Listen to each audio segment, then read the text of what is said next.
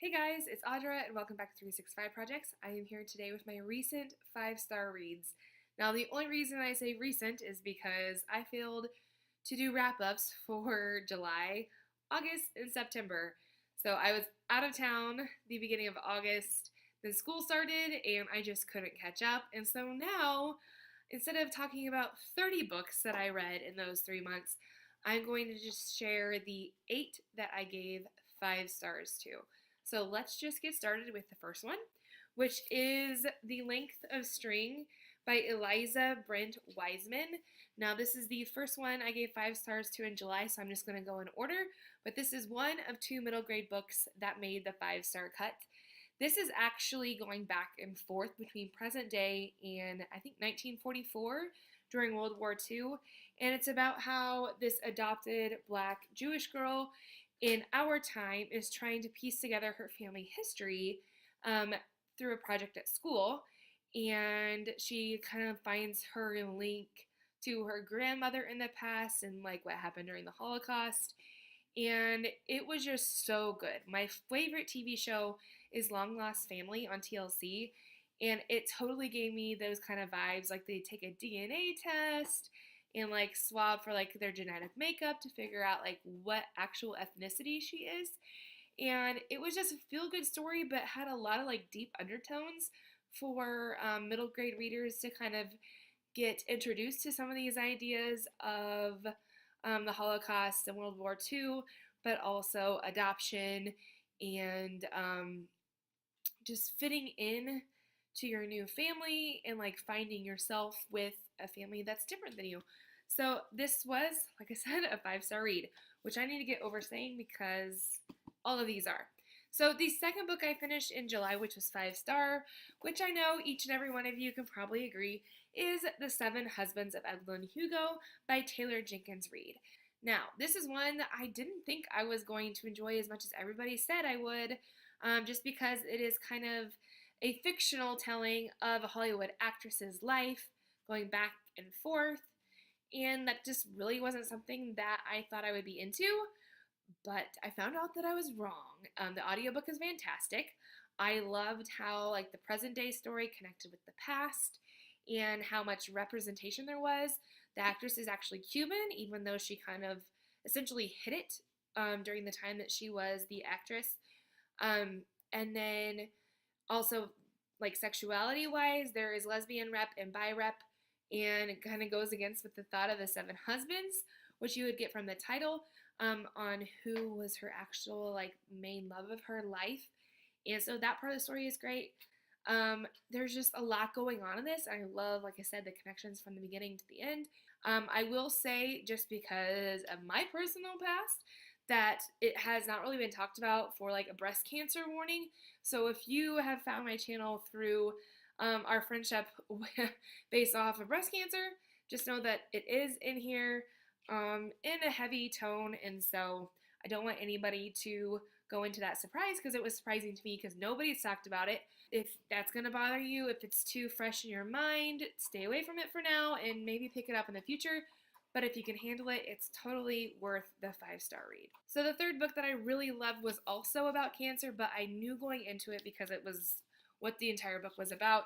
That is Halfway Normal by Barbara D. This is actually high middle grade, about a 7th grader that's just going back to school after 2 years of receiving leukemia treatment, and like what her transition is like, and like finding her new normal, which is something I talk a lot about in terms of breast cancer. But if you look through here, I tabbed the heck out of this book of things that like resonated with me. So if I just pick one, I can kind of read it to you. It says, maybe I wasn't that person anyway. Maybe chemo zapped the person right out of me. Or maybe I was still that person mostly, but I'd also changed over the last 2 years. Yeah. Like all of these things. I groaned inside my head. Miss Castro was congratulating me again, acting like my leukemia, which she still wouldn't name, was something I had triumphed over, a challenge I'd overcome, like hiking up a vacation mountain. So this one really hit home because I recently had a remission check, and during this part, she's actually going in to the doctor to do that herself. It said, but the thought of coming back here every week, it would feel like a giant step backward, and seeing all those sick kids in the waiting room every time, I just couldn't. No matter how comfortable it felt when I stepped out the elevator, I didn't belong here anymore. I didn't want to belong here. But, ugh, like, my dad and I had that conversation. Like, so many people in that waiting room look so, so sick, and it just, like, it tears your heartstrings. It's like, I don't want to be back here, but it's part of the journey. So, anyways, this is a really good read if you just kind of want to know what it's like to be inside the brain of a survivor, or if you know a child that has gone through this treatment and you're a teacher or a parent, like, you need to understand their brain. So I would definitely suggest picking this up. The next one that I gave 5 stars to is The Prince and the Dressmaker by Jen Wang. This is a super cute YA graphic novel about a prince that actually likes to wear dresses, and he kind of masquerades in them at night, trying to hide his secret. The art style is just beautiful. It is a heartbreaking story about somebody just trying to find themselves and worrying about acceptance from the people around them and their family, which is just heartwarming at the end, but totally 5-star worthy for a graphic novel. It's very hard to do in my eyes, but this told the story fantastic, and I highly, highly, highly recommend it. In August, I finished Anger is a Gift by Mark Oshiro. This is a, first of all, beautiful cover, but it is a very hard story to read. It goes along with the Hate You Give that's been really popular the last year, but this is so much more in depth, so many more storylines to follow about police brutality and like them going into the schools and security with kids and like all of the cultural appropriation and misunderstanding that are happening. This was so hard to read because there was so much violence just happening to these kids that didn't deserve it, but it's a much, much needed read. Um, just go into it knowing that it's heavy, but the characters you will fall in love with because they are just good kids trying to do what's best for the people around them and the people that they love. Now, in September, I read another graphic novel that was worthy of 5 stars, and that was Illegal. This one is about two brothers that go away from Ghana and are trying to escape to Europe and find refuge there. It goes kind of back and forth between being at that place and leaving their home country and all the hardships that happen to get them to that point. The pictures are once again amazing, but it is a light interpretation, I guess, for teenagers about some very heavy topics that we are dealing with as adults, especially if you've seen the news in the last several months or whatever. But I think that this is one that we should all be reading as well. Now, the one book that I don't have physically with me is The Poet X. This is a fantastic story told in verse, so it's all poetry format. The audiobook I cannot recommend enough. It's amazing because the author actually reads the story to you, and it's about a teenager named Ziamata who's struggling with her faith compared to her mother, who is a devout Catholic, who is wanting her to go through the classes, and she would rather go to poetry slams.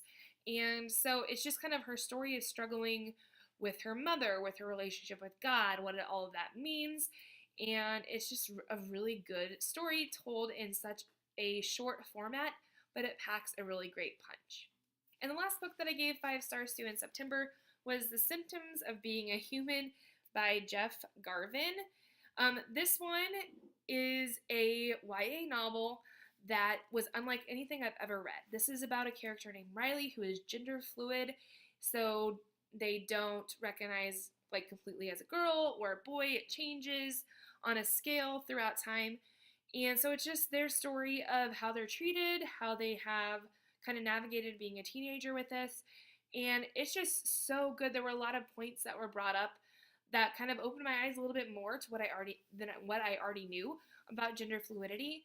I appreciated how the character Riley also struggled with like their point of view on other people. So like being honest and saying, well, I don't want people to classify me, but I've caught myself classifying other people. So it was good to see that, like, as a like cis female, I'm not the only one that's struggling with like not offending people by using a certain pronoun, and that these people also can do the same thing, not wanting to assume somebody is a male or female or how all of that plays into their lifestyle. So really enjoyed this book. Riley, totally love that character. I will say there is like big trigger warning for assault and rape. My stomach flipped big time, and I almost had to completely put it down. But I wanted to see how the story ended. But just know that it's a bit graphic, but it needs to be told as part of the story, for how people with gender fluidity are being treated and how we as a culture can be doing better to, include everyone for who they are. So here you have the 7 books plus the one more that I don't have a physical copy of that I gave 5 stars to in July, August, and September. All these books I highly recommend. As you heard me say, there's a lot of like heavy hitting topics in here, but anymore I really struggle with giving like light fluffy reads 5 stars. So these are the ones that have like constantly been replaying in my mind, books that I would want to reread in the future, and books that I definitely would recommend to anybody that's looking for their next read. So please let me know down below if you read any of these books and if you think they're 5 star worthy too, or things that you've read lately that were worthy of 5 stars. I would love to check it out and talk to you about them as I get through them. So until next time, bye guys.